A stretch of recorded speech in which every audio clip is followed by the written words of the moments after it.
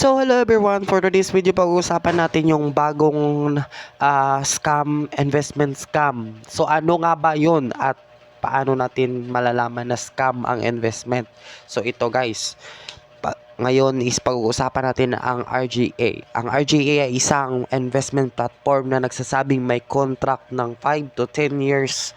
Pero ngayon nag-close na siya, hindi umabot ng 1 year. So kaya babala po talaga sa lahat. Huwag na po tayo maniniwala sa mga sweet o magagandang salita. Malaki yung commission, malaki yung salary, malaki yung income. Saan sila kukuha ng pangbayad ng income? Ngayon, si RJA is naghihingi na ng tax. Ang tax na yon is yun yung sign or red flag na, and huwag na kayong bumayad kasi pag once bumayad kayo, parang na double scam na kayo. Yun ang mga diskarte ng investment scam. Si RGA, ito po si RGA.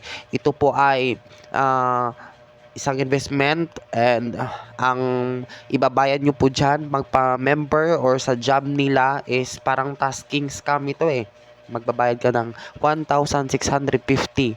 Tapos after mo magbabayad ng 1,650, meron kang 55 pesos daily. So after 1 week, meron kang makukuhang 1,650 plus yung daily mo na 50 pesos or 55 pesos, nakadepende yan or naka-promo yan. So ngayon naghahanap na siya ng tax sa binili mo. Dapat babayaran mo yung tax kasi pag hindi, mateterminate yung account mo. So, isa na yung sign, or wag na nating bayaran yung tax kasi kayo rin is madudouble scam. Kasi yan isang nangyayari doon sa mga investment scam. And halos ngayon is nagko-close na sila, and be aware na tayo kasi napakadelikado. Pwede nila makuha yung ating information doon sa ating GCash number, and pwede nila makuha yung info natin na pangalan natin sa GCash. Kasi nangyari na yan sa akin.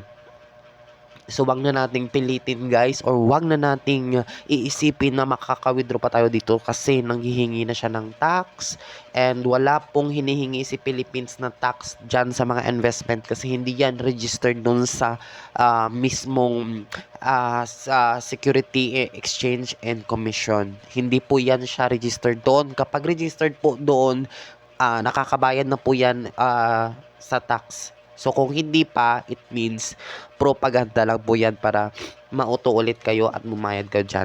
Pero pa-close na yan sila. So itong RGA daw is license daw ito sa binigyan daw ito ng permit ng mayor. So aalamin natin kasi napaka imposible na pina-approve ng mayor or kasabwat bang mayor dito. So hindi natin alam ang story na ito. So hindi naman taga doon na lugar. So mag-ingat na lang tayo sa mga next na lumalabas na investment. Maraming investment ngayon na lumalabas. So mag-ingat na lang tayo guys kasi delikado guys. Pwede nila makuha yung ating information.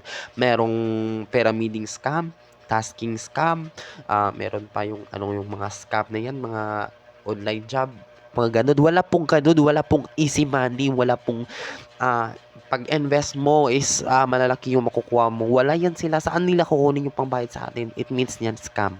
Share your thoughts guys pag na-scam kayo sa RGA kasi para ma-aware na rin yung iba na hindi na mag-invest. Kasi nandun pa yung apps hindi pa nawawala. So, pwede pa, baka meron pa tayong, or meron pang mas scam na iba. So, i-share natin itong video na to. Don't forget to subscribe my YouTube channel and my Facebook account. So, thank you so much for watching.